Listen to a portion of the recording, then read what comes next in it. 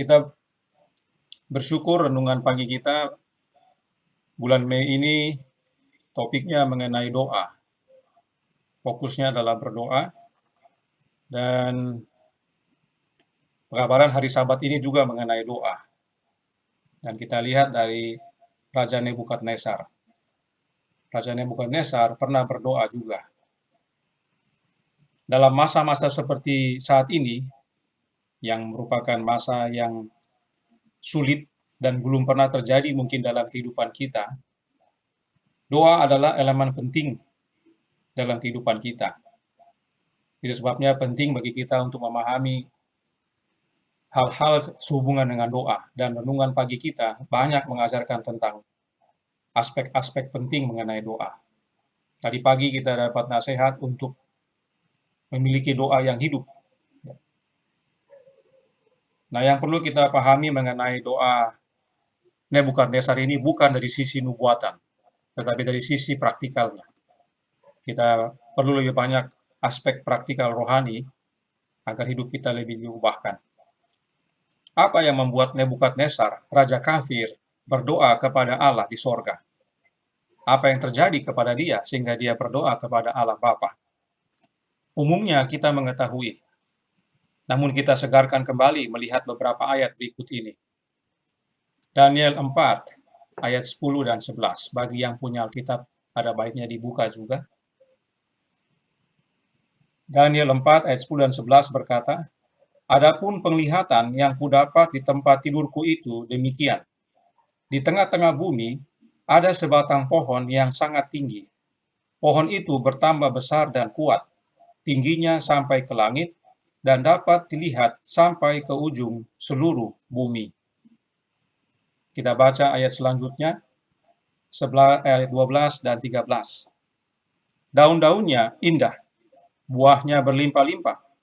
Padanya ada makanan bagi semua yang hidup. Di bawahnya binatang-binatang di padang mencari tempat bernaung, dan di dahan-dahannya bersarang burung-burung di udara, dan segala makhluk mendapat makanan daripadanya. Kemudian dalam penglihatan yang kudapat di tempat tidurku itu, tampak seorang penjaga, seorang kudus, turun dari langit." Ayat 14 dan 15, "Ia berseru dengan nyaring, katanya, tebanglah pohon itu dan potonglah dahan-dahannya. Gugurkanlah daun-daunnya dan hamburkanlah buah-buahnya. Biarlah binatang-binatang lari dari bawahnya dan burung-burung dari dahan-dahannya. Tetapi biarkanlah tunggulnya tinggal di dalam tanah, terikat dengan rantai dari besi dan tembaga. Di rumput muda di padang, biarlah ia dibasahi dengan embun dari langit, dan bersama-sama dengan binatang-binatang mendapat bagiannya dari rumput di bumi." Kemudian dalam ayat 16 kita baca, "Biarlah hati manusianya berubah dan diberikan kepadanya hati binatang. Demikianlah berlaku atasnya sampai 7 masa berlalu." Inilah secara ringkas mimpi kedua dari Nebukadnezar, dan mimpi tersebut terjadi kepada dirinya.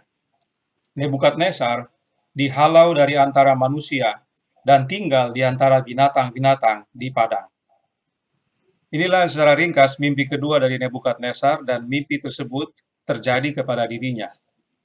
Nebukadnezar dihalau dari antara manusia dan tinggal di antara binatang-binatang di padang. Nebukadnezar makan rumput seperti lembu dan hidup di alam. Dan ini berlaku 7 tahun lamanya. Dan pada akhir penjelasannya, Daniel menyatakan kepada raja. Kita baca dalam ayat 27.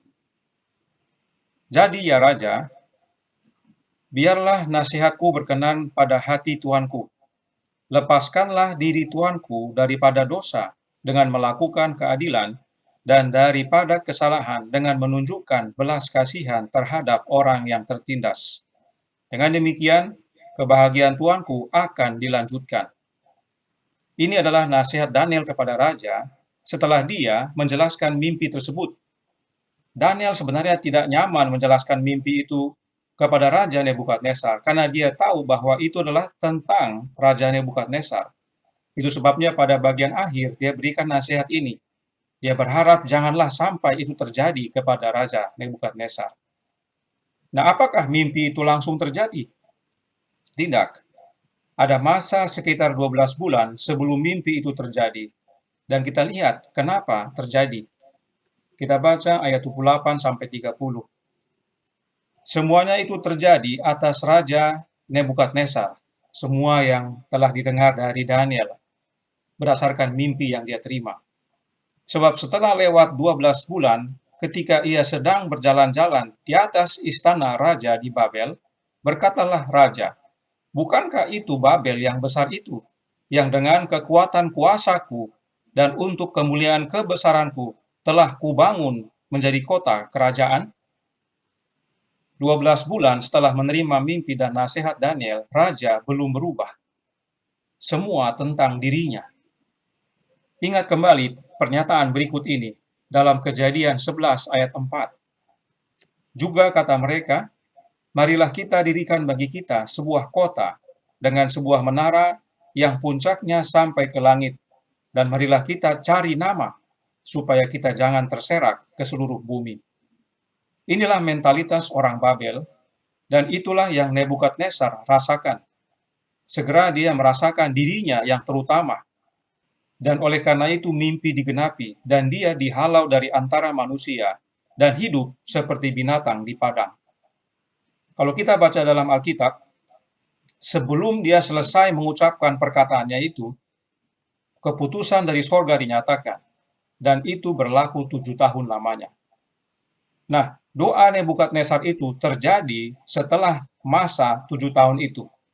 Mari kita baca dalam Daniel 4 ayat 34. Tetapi setelah lewat waktu yang ditentukan, aku, Nebukadnezar, menengadah ke langit, dan akal budiku kembali lagi kepadaku. Lalu aku memuji yang maha tinggi, dan membesarkan dan memuliakan yang hidup kekal itu, karena kekuasaannya ialah kekuasaan yang kekal, dan kerajaannya turun-temurun. Nebukadnezar melihat ke atas, berdoa. Pemazmur berkata dalam Mazmur 123 ayat 1 dan 2. Nyanyian ziarah, "Kepadamu aku melayangkan mataku, ya Engkau yang bersemayam di sorga. Lihat, seperti mata para hamba laki-laki memandang kepada tangan tuannya, seperti mata hamba perempuan memandang kepada tangan nyonyanya. Demikianlah mata kita memandang kepada Tuhan Allah kita, sampai Ia mengasihani kita." Demikianlah kita seharusnya berdoa kepada Bapa kita di sorga. Kita lihat gambarannya di sini, hamba laki-laki memandang kepada tangan tuannya. Artinya posisi si hamba ini sedang bertelut. Dia sedang di bawah. Karena kalau dia memandang tangan, berarti dia sedang di bawah. Kalau dia sama-sama berdiri, dia memandang tangan itu bukan ke atas, ke bawah. Padahal ini adalah memandang ke atas. Artinya sang hamba ini lagi bertelut di bawah, bermohon, ya, memandang kepada tangan tuannya ini. Inilah ekspresi tubuh kita, entah fisik atau rohani, saat kita berdoa kepada Bapa. Kita bertelut dan kita bermohon memandang kepada Bapa yang di sorga. Nebukadnezar memandang ke langit layaknya hamba memandang tangan tuannya, bermohon. Apa yang terjadi waktu Nebukadnezar memandang ke atas? Akal budinya kembali. Kenapa kembali? 2 Petrus 2 ayat 12 berkata, "Tetapi mereka itu sama dengan hewan yang tidak berakal, sama dengan binatang yang hanya dilahirkan untuk ditangkap dan dimusnahkan. Mereka menghujat apa yang tidak mereka ketahui, sehingga oleh perbuatan mereka yang jahat, mereka sendiri akan binasa seperti binatang liar." Dalam Daniel 4 ayat 16 tadi, kita baca bahwa Nebukadnezar diberikan hati binatang. Dan sesuai penjelasan Petrus, binatang itu tidak berakal. Inilah yang dialami oleh Nebukadnezar selama 7 tahun hidup seperti binatang di padang, tidak berakal. Namun setelah lewat masa itu, dan dia melihat ke atas berdoa, kembalilah akal budinya. Hati manusianya kembali kepadanya. Ini suatu nasihat yang baik sekali bagi kita. Sebagai manusia, kemanusiaan kita tidak bisa hilang 100%. Meski hidup layaknya binatang di padang, tetapi Nebukadnezar masih mempunyai unsur manusia dalam hidupnya. Itulah yang membuatnya sadar. Apa artinya? Hidup kita bisa sama seperti Nebukadnezar. Kita memang tidak tinggal di padang, kita tidak makan rumput, tetapi akal budi kita bisa saja hilang dan menjadi manusia tidak berakal budi. Namun kalaupun demikian, kondisi kita tidak sepenuhnya hilang sebagai manusia. Kita masih memegang unsur-unsur manusia itu. Kita bukan tidak ada harap, kita malah masih punya harapan. Dari mana harapan kita? Dari atas. Kita lihat ke atas dan berdoa kepada Allah Bapa di sorga. Mimpi itu memang dari Allah sebagai amaran kepada Nebukadnezar. Tetapi pilihan ada pada sang raja. Dan kepadanya diberi waktu dan kesempatan. Bahkan, kuasa memilih itu masih dia miliki meski hidup seperti binatang.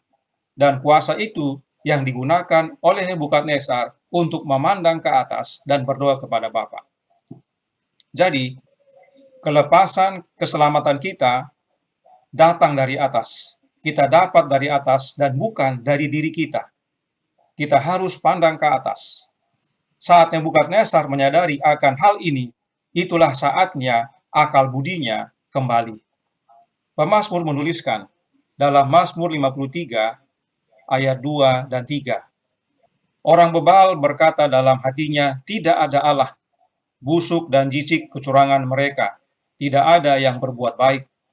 Allah memandang ke bawah dari sorga kepada anak-anak manusia untuk melihat apakah ada yang berakal budi dan yang mencari Allah. Inilah yang dialami oleh Nebukadnezar. Awalnya dia bebal, merasa tidak ada Allah, dan bahwa dirinya lah yang berkuasa dan besar. Namun setelah melalui masa pengasingan, dia sadar, dia memandang ke atas, dan akal budinya kembali. Dia mencari Allah.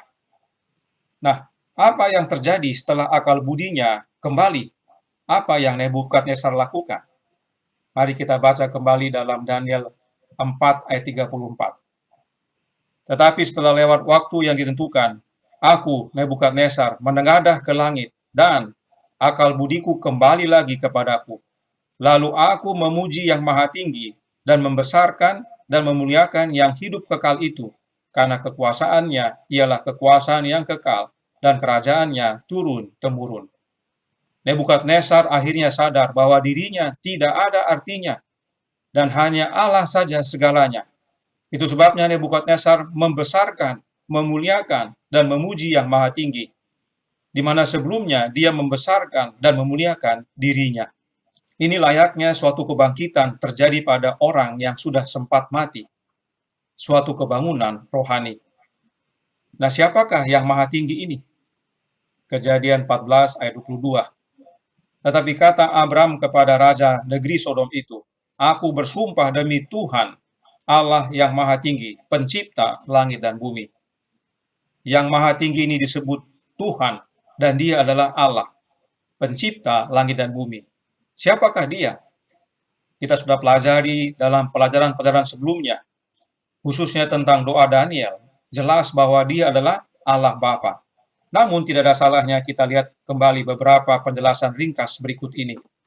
Mazmur 83 ayat 19 berkata, supaya mereka tahu bahwa Engkau sajalah yang bernama Tuhan, yang maha tinggi atas seluruh bumi. Jadi Tuhan itu adalah nama, dan itulah nama yang maha tinggi, yang disebut juga Allah oleh Abraham. Dan dia hanya tunggal, sebab pemazmur berkata, Engkau sajalah yang bernama Tuhan. Karenanya hanya satu yang bernama Tuhan. Kemudian Lukas 1 ayat 32. Ia akan menjadi besar dan akan disebut anak Allah yang maha tinggi. Dan Tuhan Allah akan mengaruniakan kepadanya tahta Daud, bapa leluhurnya.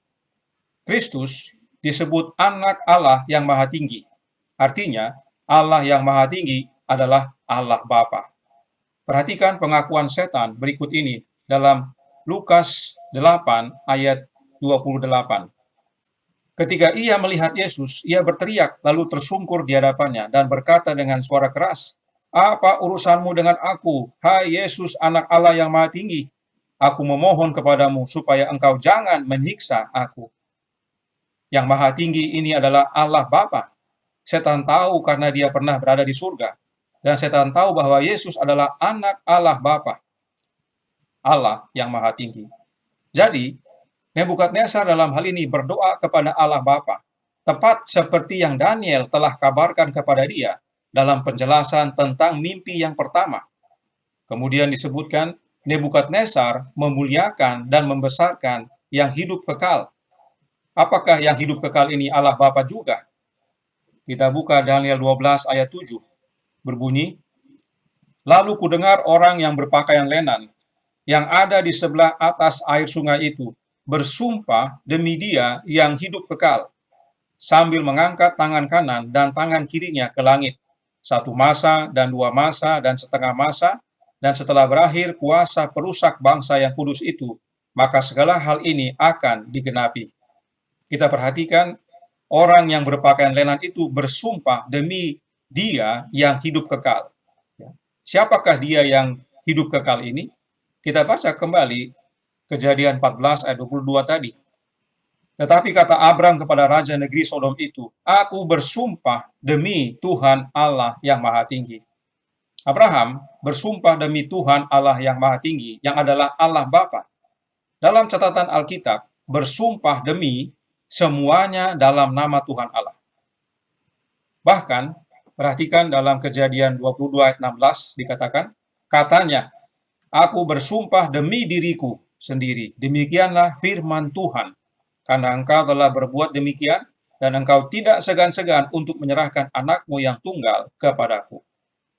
Tuhan sendiri, yaitu Allah Bapa, bersumpah atas dirinya sendiri, sebab Dialah yang Maha Tinggi, dan tidak ada yang lain. Karenanya, bersumpah demi Dia yang hidup kekal itu adalah sama dengan bersumpah demi Tuhan Allah yang Maha Tinggi. Jadi, yang Maha Tinggi dengan yang hidup kekal adalah sama, yaitu Allah Bapa. Kepada Allah Bapa lah Nebukadnezar berdoa. Itu sebabnya Yohanes juga tulis dalam Yohanes 5 ayat 26. "Sebab sama seperti Bapa mempunyai hidup dalam dirinya sendiri, demikian juga diberikannya anak mempunyai hidup dalam dirinya sendiri." Allah Bapa itu adalah sumber kehidupan, dan hidupnya Dia berikan kepada anaknya, dan melalui anak kita dapat menerima hidup itu. Baca juga 1 Yohanes 5 ayat 11 dan 12. Jadi saat Nebukadnezar menerima kembali akal budinya, yang pertama dia lakukan adalah membesarkan, memuliakan, dan memuji Allah Bapa. Bukan dirinya lagi yang dia besarkan dan muliakan, tetapi Allah Bapa. Inilah yang terjadi bila akal budi kembali kepada kita manusia. Alkitab berkata dalam Ulangan 29 ayat 4, "Tetapi sampai sekarang ini Tuhan tidak memberi kamu akal budi untuk mengerti, atau mata untuk melihat, atau telinga untuk mendengar." Penting untuk mengenal Tuhan yang adalah Allah Bapa, sebab Dia yang memberi akal budi untuk mengerti. Hati-hati jika umat Allah tidak mengerti bahwa Tuhan hanya satu dan Dia adalah Allah Bapa, agar kita banyak berdoa dan minta akal budi. Kemudian, dalam Ibrani 8 ayat 10, "Maka inilah perjanjian yang kuadakan dengan kaum Israel sesudah waktu itu, demikianlah firman Tuhan. Aku akan menaruh hukumku dalam akal budi mereka, dan menuliskannya dalam hati mereka, maka aku akan menjadi Allah mereka, dan mereka akan menjadi umatku."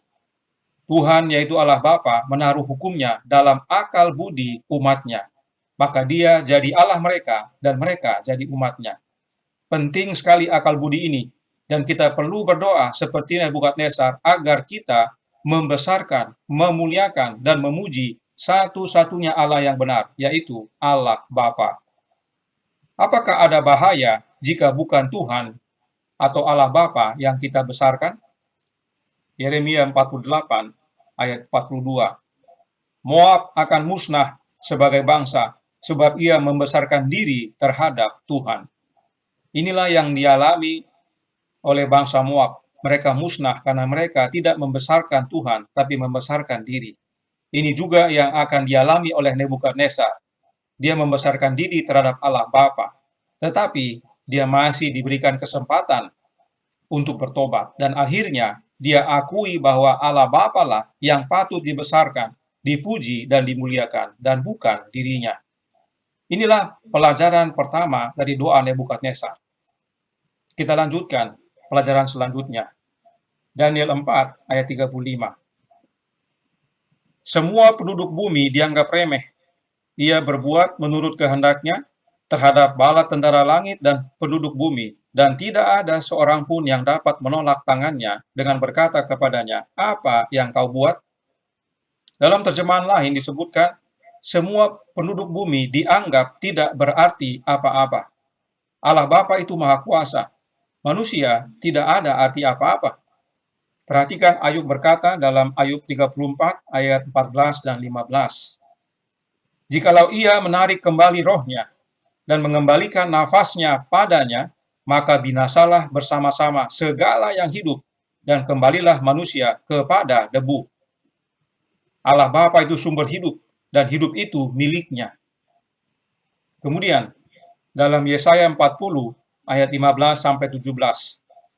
Sesungguhnya bangsa-bangsa adalah seperti setitik air dalam timba dan dianggap seperti sebutir debu pada neraca.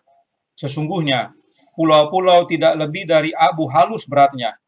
Libanon tidak mencukupi bagi kayu api, dan marga satwanya tidak mencukupi bagi korban bakaran. Segala bangsa seperti tidak ada di hadapannya. Mereka dianggapnya hampa dan sia-sia saja.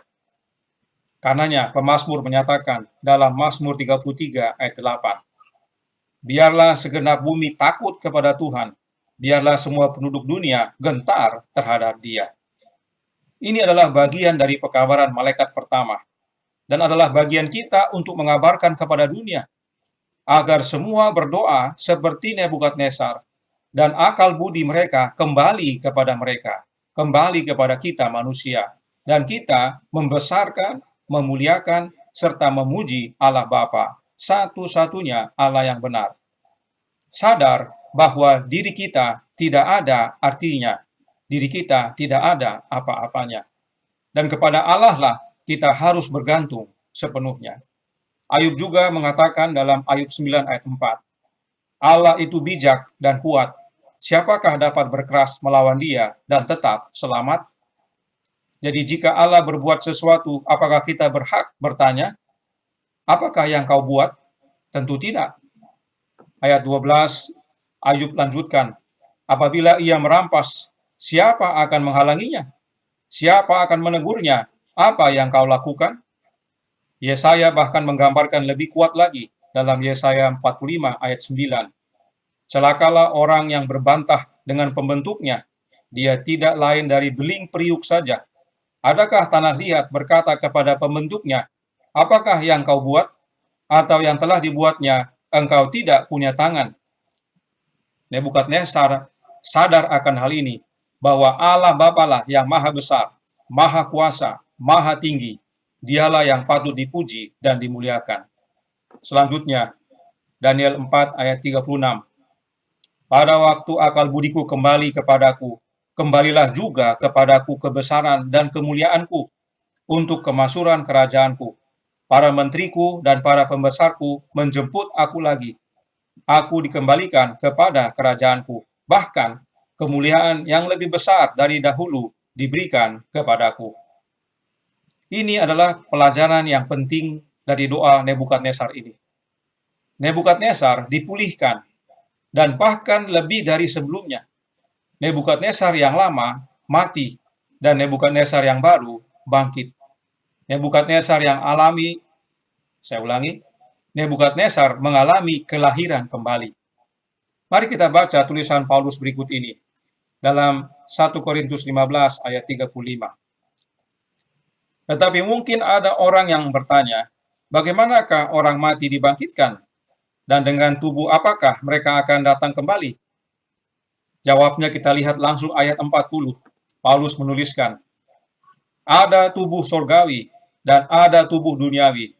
tetapi kemuliaan tubuh surgawi lain daripada kemuliaan tubuh duniawi. Kemuliaan tubuh surgawi tentunya lebih dari kemuliaan tubuh duniawi. Inilah gambaran kebangkitan itu. Mereka yang menerima kebangkitan kembali akan menerima kemuliaan yang lebih besar dari yang sebelumnya. Kemudian Paulus perjelas perbedaannya. Kita baca ayat 41 sampai 44. Kemuliaan matahari lain daripada kemuliaan bulan, dan kemuliaan bulan lain daripada kemuliaan bintang-bintang, dan kemuliaan bintang yang satu berbeda dengan kemuliaan bintang yang lain. Kemudian pula halnya dengan kebangkitan orang mati. Ditaburkan dalam kebinasaan, dibangkitkan dalam ketidakbinasaan. Ditaburkan dalam kehinaan, dibangkitkan dalam kemuliaan. Ditaburkan dalam kelemahan, dibangkitkan dalam kekuatan. Yang ditaburkan adalah tubuh alamiah, yang dibangkitkan adalah tubuh rohaniah. Jika ada tubuh alamiah, maka ada pula tubuh rohaniah. Sesudah kebangkitan, kemuliaan yang diterima oleh umat-umat yang setia lebih besar dari yang sebelumnya. Inilah yang dialami oleh Nebukadnezar. Dia mengalami kematian manusia lamanya, dan pada waktu manusia barunya bangkit, dia lahir kembali, kemuliaan lebih besar dia terima. Dan ayat 45 dari pasal ini merupakan ayat yang sering kita baca. Seperti ada tertulis, manusia pertama, Adam, menjadi makhluk yang hidup, tetapi Adam yang akhir menjadi roh yang menghidupkan. Kemuliaan Adam yang kedua, atau Adam yang terakhir, lebih besar daripada Adam yang pertama. Inilah yang Nebukadnezar alami. Hidup baru yang diterima oleh Nebukadnezar lebih mulia dari hidup lamanya. Inilah perbedaannya sebelum dan setelah mengakui Allah Bapa. Nebukadnezar tahu tentang Allah Bapa. Dia sudah mendengar pada waktu Daniel memperkenalkannya kepada dia. Tetapi apakah Nebukadnezar akui? Ya. Dia kenal, dia tahu, tapi belum tentu dia akui. Kita baca Daniel 5 ayat 21 agar kita lihat. Ia dihalau dari antara manusia, dan hatinya menjadi sama seperti hati binatang, dan tempat tinggalnya ada di antara keledai hutan. Kepadanya diberikan makanan rumput seperti kepada lembu, dan tubuhnya basah oleh embun dari langit. Sampai, ya kita perhatikan, ia mengakui bahwa Allah yang maha tinggi, yaitu Allah Bapa tadi, berkuasa atas kerajaan manusia, dan mengangkat siapa yang dikehendakinya untuk kedudukan itu. Jadi sungguh amat penting untuk mengakui Allah yang maha tinggi ini, yaitu Allah Bapa. Banyak yang tahu tentang Allah Bapa, banyak mungkin yang sudah belajar tentang Allah Bapa. Tapi apakah banyak yang akui Allah Bapa sebagai satu-satunya Allah yang maha tinggi? Apakah kita akui bahwa dialah Allah yang maha tinggi? Dialah satu-satunya Allah yang benar? Hanya mereka yang akal budinya kembali yang bisa akui, dan mereka yang akui akan menerima kemuliaan yang lebih besar dari sebelumnya. Mereka dipulihkan, mereka menerima kebangkitan dan hidup kekal. Sebab Allah yang maha tinggi itu disebut juga hidup kekal, karena dialah sumbernya. Raja Manase alami hal yang sama. 2 Tawarik 33 ayat 12 dan 13. Dalam keadaan yang terdesak ini, ia berusaha melunakkan hati Tuhan Allahnya. Ia sangat merendahkan diri di hadapan Allah nenek moyangnya dan berdoa kepadanya. Maka Tuhan mengabulkan doanya dan mendengarkan permohonannya. Ia membawanya kembali ke Yerusalem dan memulihkan kedudukannya sebagai raja. Dan Manase mengakui bahwa Tuhan itu Allah. Ini peristiwa Manase menghadapi perang, dan ia bermohon kepada Allah Bapa. Dan akhirnya dia mengakui bahwa Tuhan itu adalah Allah. Penting sekali mengakui Allah Bapa, dialah Allah yang maha tinggi. Bagi Nebukadnezar, cara untuk mengakuinya harus dia lalui dengan cara yang lama dan memalukan. 7 tahun Nebukadnezar harus hidup seperti binatang di padang dan makan rumput, sampai dia mengakui Allah Bapa adalah Allah yang maha tinggi. Karena itu, kita yang sudah tahu, sudah mengenal, dan saya yakin sudah akui, pertama yang kita harus tilik adalah diri kita. Kenapa? Yesaya 48 ayat 1 katakan, "Dengarlah firman ini, hai kaum keturunan Yakub yang menyebutkan dirinya dengan nama Israel, dan yang adalah keturunan Yehuda, yang bersumpah demi nama Tuhan dan mengakui Allah Israel, tetapi bukan dengan sungguh-sungguh dan dengan tulus hati." Adakah kita mengakui Allah Bapa sebagai satu-satunya Allah yang benar, yang bernama Tuhan, dengan sungguh-sungguh dan dengan tulus hati? Ini mungkin terkesan sederhana, karena semua banyak sudah belajar tentang Allah Bapa. Kita sudah ikuti banyak pelajaran tentang Dia. Tetapi adakah kita menyatakan dalam hidup kita bahwa Dialah yang kita besarkan, kita puji dan muliakan? Dan setelah kita akui melalui kehidupan kita, maka kita perlu kabarkan. Inilah pekabaran malaikat pertama, agar banyak orang di dunia ini yang menerima kembali akal budi mereka dan menerima kembali kebangkitan hidup rohani melalui kelahiran baru. Lalu Nebukadnezar tutup doanya. Daniel 4 ayat 37. Jadi sekarang aku, Nebukadnezar, memuji, meninggikan, dan memuliakan Raja Sorga, yang segala perbuatannya adalah benar, dan jalan-jalannya adalah adil, dan yang sanggup merendahkan mereka yang berlaku congkak. Nebukadnezar sekarang melihat, bukan dirinya lagi, tetapi Allah Bapa. Dia sadar akan kesombongannya, dan menjadi rendah hati. Ini suatu pelajaran yang lama bagi dia. Perlu 7 tahun bagi dia untuk menyadari ini. Mungkin kita juga perlu waktu yang lama untuk menyadari bukan diri kita lagi, tetapi Bapa yang terutama. Namun ada juga mungkin yang lebih singkat. Oleh karena itu, biarlah masing-masing kita menilik diri kita masing-masing. Apakah kita sudah mengenal dan mengakui Allah yang benar? Dan jangan lama-lama. Kenapa? Karena waktunya semakin singkat. Sebab mengakui Allah Bapa sebagai Tuhan, satu-satunya Allah yang benar, adalah pertobatan. Akal budi kembali, dan kita memuji Dia, kita mengalami kebangkitan baru, kebangkitan dalam Allah Bapa. Tuhan memberkati, saya bawa dalam nama Yesus. Amin.